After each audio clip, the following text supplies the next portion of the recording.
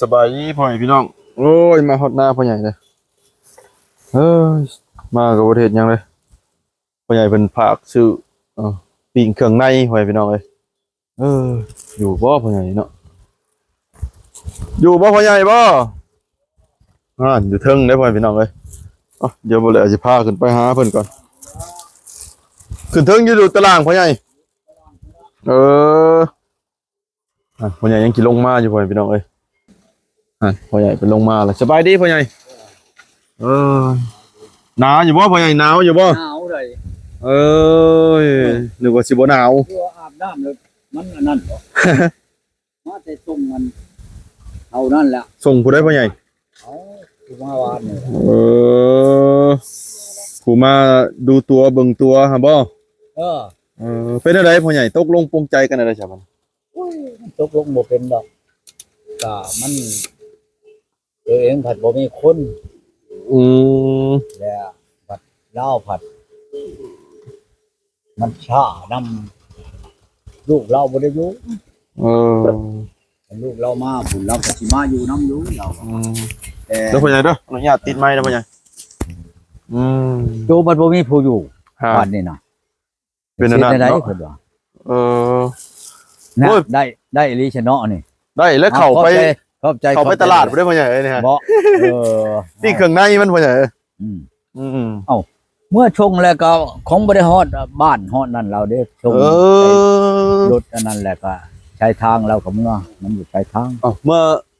ส่งอยู่ชายทางนี่ใช่ป่ะจ๊ะทางส่งอยู่นี่แหละทางดำนี่เราก็ขี่รถอันใช้ทางเมื่อเราขี่รถโดยสารน่ะแล้วต้องแถวรถชายทางเนาะใช้ทางรถโดยสารรถอะไรรถยังรถตกลงกันบ่ได้จ้ะเนาะพ่อใหญ่เนาะมันตกลงบ่ได้ย้อนว่าเพิ่นก็ยากโตก็ยากนี่แหละกันว่าสิเอาใจลาวโตพัดบ่มีคนบัดนี้เราก็บ่เอากันเอาก็เอาอยู่มันหักช้าเวลาโตนี่แหละโตพัดบ่มีไผบัดนี้เราก็บ่ได้ว่าหยังเราคันมีผู้มาคักเอาเราพ่อใหญ่คำไปอยู่น้ำเล่าเลยแม่นเอาแม่นบ่ได้นั่นบ่เราก็บ่แม่นว่าไปอยู่น้ำเราจังเอานั่นสมมุติว่าอันลูกเรามาแต่ทำงานนะเดี๋ยวเราก็ชิมาอยู่ที่นะขอเราก็บ่ให้ขอบ่ได้เราขอพระเจ้าพระเจ้าสิได้ข่อยเมื่ออยู่น้ำเราสินะโยกธรรมดาแล้วว่ะขอเลยก็อยากได้มาอยู่น้ำได้เนาะแม่นแล้วพ่อใหญ่เนาะเห็นได้กะเชียนเอามาแล้วเฮ้ยของหวานแนวอยากได้อันคนมาอยู่นำขอแล้วพระเจ้าก็อยู่เฮือนเจ้าข่อยก็อยู่เฮือนข่อยมันก็บ่เป็นแล้วของว่าตัวเองมันขาดนั่นแหละจังว่าตัวเองอันส่งไปให้อันหัวหน้าเพิ่นอยู่อันเมืองไทยจัก3 มื้อคือสิได้อยู่ดอกเพิ่นว่าได้แล้วก็บอกมาได้เฮ้ยว่าคันว่าสิเป็นตาได้ตาดีตาอันสิได้มาอยู่นำกันได้เราว่าคนอยู่ไกลก็เอาไกลเก่านะข่อยบ่ได้ตีว่าคนไกลบ่ได้ตีว่าคนไกลสมมติว่าหมู่พ่อมุกพอใจมาอยู่น้ำเลยก็ใกล้ก็ตามไกลก็อย่านะเดี๋ยวนี้บ่ติคันว่าพ่อผู้อยากได้อยากมีได้คันว่ามาคือเก่าน่ะบ่เอาอย่าโลดแต่งงานหลายแหละแต่งเมียมาเชียเงินเชียทองย้อนบ่มีเวียกเจ้ามีก็สิเมียนั้นชื่อปลาต้มกินดีก่อนอันนี้ได้ข่อยเบาแล้วเว้ยเขาสิแต่งเมียได้ชื่อปลามาต้มดีกว่าเนาะพ่อใหญ่เนาะไปผ่านมาคือไปกับเจ้าหั่นแหละเจ้าก็ยังสิเห็นนั่นบทบาทมันกับข่อยไปนำกันบทเงินลายนะพ่อใหญ่เนาะเอาแล้วโอ้เศรษฐีนะพ่อใหญ่เนาะข่อยอยากได้บ่หรือว่าข่อยไปลิ้นซื่อๆเจ้าก็ขึ้นเบิ่งหั่นแหละก็ฮู้จักแล้วไปเสียเงินเทื่อนึงมันหลายปานใดเจ้าว่าเที่ยวนึงเป็นเท่าใดล้านโลด 5-6 ล้านข่อยก็ได้เสีย3-4 ล้านข่อยก็เสียผ่านมาเสียซื่อๆเอาไปเอามารถคนรู้จักกันก็ต้มกันบัดนี้รู้จักแล้วหมอนผู้พาเฮาไปนั่นดิต้มข่อยต้มแล้วเอาอีอันนั้นมาให้อันบ้านนั้นบนเจ้าเว้านี่นะมาต้มอ้ายเว้าอ้ายแล้วครับอ้ายน้องบัดมากินซะเอาคนนั้นมาต้มก็ต้มแล้วก็บ่พอสิถูกย้อนหรอกของฉันนั้นอันนี้ได้ข่อยเว้าซื่อๆได้บ่แล้วเอ้ยบ่แม่นว่านั่นไหน จักสิต้มสิตุนกันจังฮู้จักว่า อันนี้แล้วเขาว่าฮู้จักว่าเฮาจังได้แหละเขาลด ทางเสวียดใช่บ่เฮ้ยบ่ใหญ่ฮู้จักแล้วเจ้าพญาติในนั้นแม่นบ่ล่ะนี่เด้นี่ยาเช่าพญาติอันนั้นแหละแม่นบ่เจ้าผู้อยากเช่าเลยชื่อเอาแม่นบ่เลยอันนี้คือกันแล้วเจ้าอยากได้เลย แพงก็ซื้อเนาะพ่อใหญ่เนาะจำเป็นแล้วมันแต่งเอาอันเด้ฮู้จักแล้วพญาติเจ้านั่นแล้วเอาเขามาต้มตุนต้มก็ต้มไปต้มรสโทรมาก็บ่รับผัวมันบัดสิมีไอ้นั่นไปจังอีกบ่โทรมาได้โทรมาจักเท่าใดบ่รับไปเฮ็ดหยังเช่าโลดหมู่เฮ็ดแบบนี้น่ะหมู่บ่ได้หวังว่าเฮาน่ะเป็นพี่เป็นน้องอยากได้อันนั้นอลีหรอน่ะนะฮู้จักอยากต้มเอาเงินเอาคำเอาซื่อๆแล้วก็เอาไปแล้วเฮ็ดอะไรฉันหาคนมาต้มเฮาก็เชียร์เงินไปหักผู้มาอยู่นำเฮาก็เชียร์ทาสขาดคุณคือกันนั่นแหละบ่แม่นว่าสิเอามาเนาะมากินข้าวเฮาละล่าดอกเฮาก็ได้อยู่ได้นอนนำคือกันเอาไปเอามาก็ชำนั้นก็ยามันเชียร์ทาสเลยเด้สิว่าได้ซั่นเว้าคือเวียดเว้านั่นข่อยนั่นเฮ็ดไปเบิดชุทาแล้วขึ้นคือโตนลงชัยกับปานนี้มันว่าแม่นความมันอันนี้คืออันนี้ก็จ้ามันทั้งความทั้งงายทั้งแข้งเฮาก็ได้เบิดชุทาแหละมันก็เชียร์ทาสให้เฮาบ่แม่นธรรมดาของอันนี้ก็ดีเพิ่นจังว่าเว้าจ้าถูกบ่นั่นเงินขายก้นบ่ฮอนมีเพิ่นว่าขายหีบ่อนหังอันนี้นั่นเอ้าขายคือกันกับบ้านอยู่นำห้านน้ำหังอันนี้แหละแม่นบ่ชีวิตยังคันอยากเฮ็ดในนั้นน่ะออกโกยแต่งผู้นึงนั่นไปเฮ็ดเบิดปีก็ยังบ่เบิดเทื่อละ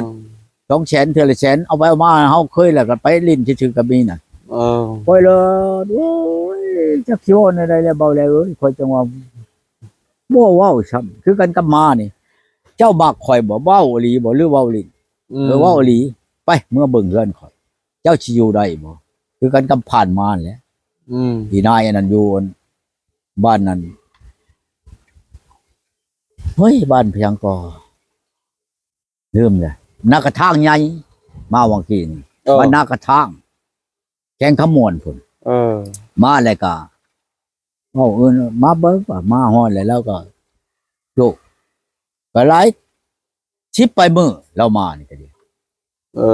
ชิปไปมือแล้วเว้ากันแหละไหนๆวะเจ้าสิอยู่บ่อยู่ก็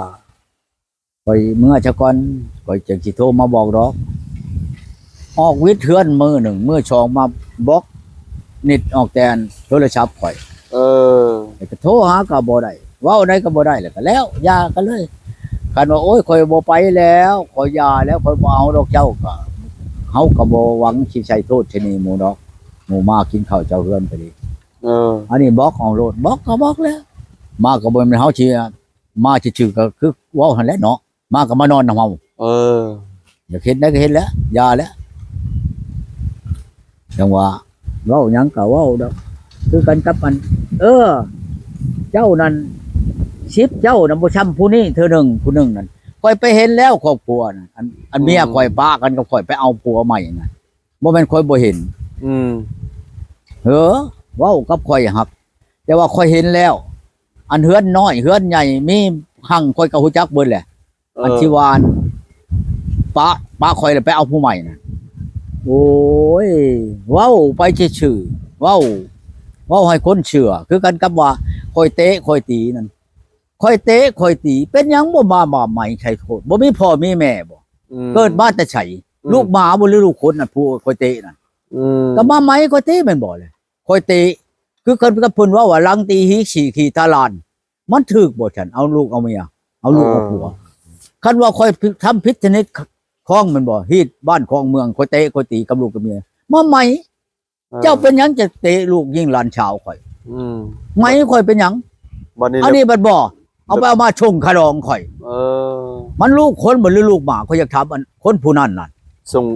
คารองว่าข่อยเตะเป็นหยังอยากเมื่อละเมื่อหลักเมื่อหลักเมื่อบ่พ่อใหญ่หลักเมื่ออ้ายน้องคือว่าข่อยนี่บ่มีอ้ายมีน้องธรรมดาไปอันห้องไปขอกับอ้ายน้องข่อยก็ไปโอ้ยอยากมาอยากหวังต้มบ่แม่นว่าอยากหวังเป็นเฮือนเป็นชาญเป็นอันนั้นอย่า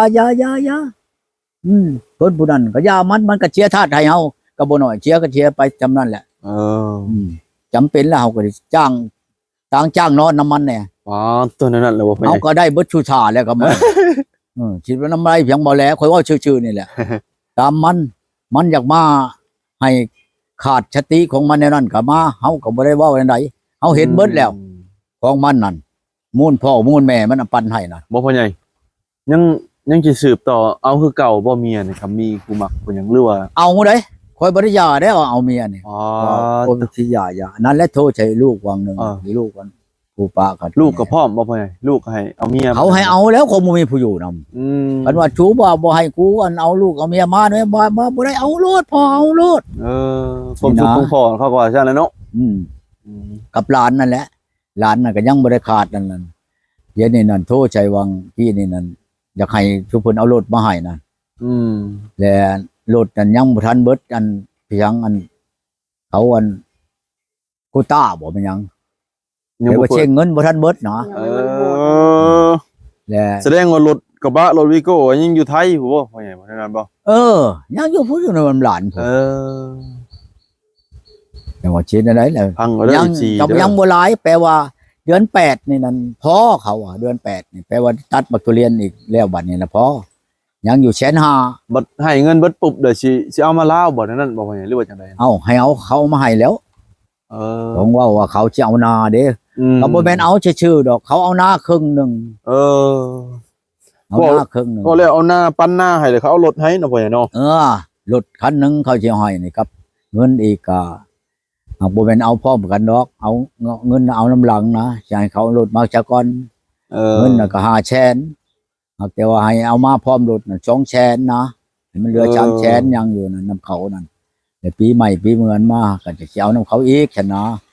ก็สิเอารถบัดลูกหลานบัดบ่มีบ่อนอื่นน่ะก็มีอยู่หรอกผู้อยากซื้ออยากเอาขายอยากซื้อนำน่ะ แต่ว่าบ่ขายให้เนาะพ่อใหญ่เนาะ บัดบ่อยากให้ผู้อื่นอยากให้หลานนั่นน่ะ อยากให้ เขาบัดบ่มีหน้าดิทิปไปให้นี่ ได้เข้าอันปีหนึงเช้า30ชอบนี่ เออ มันสิกินอันใดเป็นอันค่อยมันบัดตกอยู่ได้100กว่าพุ่น พ่อใหญ่เพิ่นได้100 200เนาะพ่อใหญ่เนาะ เออ อืม เขาก็จะเอาเมียนครึ่งหนึงเอาเมียนปลายหนึงนี่นะผมเมียนเพราะว่าผู้ที่เบิ่งเฮานั่นแหละผู้ที่เบิ่งอันเฮาต่อไปหั่นแหละ เอ บ่แม่นหยังหรอก อ คนก็ตายนะบ้านก็ดี อ้าวตาย นี่ ตายตอนใดพ่อใหญ่ตายมื้อเช้านี่บ่ ตายคืนนี่พุ่นแต่7 โมงตอนแรงพุ่น เออ นะบ่แม่นว่าอันนั้นหรอก พ่อใหญ่ก็ไปส่งเพิ่นมาแล้วก็ไปทิ่มผีบ่นั่นบ่ บ่ พ่อใหญ่ บ่ได้ไปบื้นพุ่นได้ทิ่มผีนะ มื้ออื่นบ่ ปืนแล้ววันพฤหัสเด้ ตายตั้งตายมื้อนี้เนาะพ่อใหญ่เนาะ ตายวันตายคืนนี้ ตายคืนนี้เนาะ ตายแต่หัวแรงพุ่นนะคันสิว่าตายแต่วันนี่ก็ว่าแม่นเนาะ เออ โอ้แต่7 โมงพุ่น7 โมงมันก็เป็นวันนี่แล้วอะ คนเฒ่าบ่พ่อใหญ่ คนเฒ่าแล้วโอ้ยเคยได้ไผมีได้คนลูกคนหลานคนเล่นพุ่นแหละคนน่ะคนบ่แม่นคนในบ้านนี่ดอก คนบ้านดงหมีแล้วมาเฮือนผัวบ้านนี้ เราน่ะก็ดีเคยได้ไผมีแล้วเราน่ะก็ดีบ่แม่นว่านั่นดอกผัวนั่นตายปีกายนี้ผัวตายปีกายนี่ปีนี้เมียตายคนเฒ่าอายุ60-70พุ่นแล้วว่าฉันจะไป เออ จนว่าชักคนเฒ่าเด้าล้มไปพุ่นละ โยเฒ่าดิฉันเนาะพ่อใหญ่เนาะ เฒ่าลีแล้ว อยู่น้ำลูกน้ำหลานนั่นแหละเราก็ดี มาเฮือนผัวนะ บ่พ่อใหญ่จังให้พ่อใหญ่หับรถให้นี่เฮ็ดได้พ่อใหญ่ใส่คันอีหยังข้างแน่บ่ ก็แต่งขันห้าแล้ว นี่ดิดอกไม้เอาแล้วได้พ่อใหญ่เอ้ย แต่งขันห้าแล้วก็มีอัน เจ้ามีบ่เจ้าได้บ่อันคิมิน บ่ได้ได้พ่อใหญ่ บ่ได้แล้ว มีอยู่ในเฮือนนี่สิคุณเอาคิมินมาแล้วก็ใจดอกใจหยังจะเอาน้ำใส่ ใส่คันบ่ ใส่ขัน ใส่คันใส่เงินข้างแน่เนาะพ่อใหญ่เนาะ ค่อยสิขึ้นเอาคันให้ก่อน เจ้าพ่อใหญ่ เด้อ เจ้า ขึ้นเอาคันนอนที่มินลงมาแล้วก็ใจจอกใส่น้ำแล้วค่อยก็นั่นให้เลยนะชาทงให้เลยให้อยู่ดีมีแห้งสิดอกบ่แม่นว่านั่นดอก เจ้า เนี่ยพ่อพี่น้อง เฮ็ เล ด ย ตามมันนั่นแหละให้อยู่ดีมีแห้งเลย อ๋อตกเนาะดอกไม้ใส่เงินพ่อพี่น้องเลย พ่อใหญ่มันจะขึ้นไปเอาคันให้ได้บ่นี่นะ